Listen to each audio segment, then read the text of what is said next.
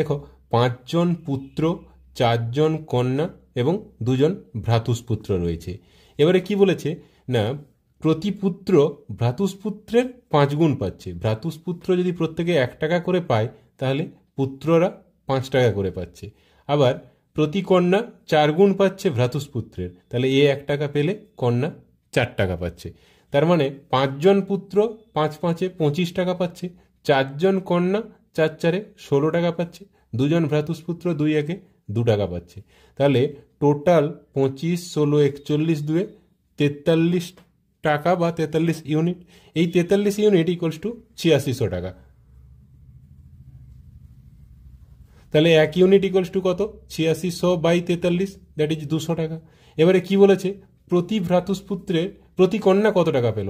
প্রতি কন্যা 4 ইউনিট করে পায়, মানে 4 2-এ 800 টাকা করে পাবে। অপশান সি হয়ে যাবে।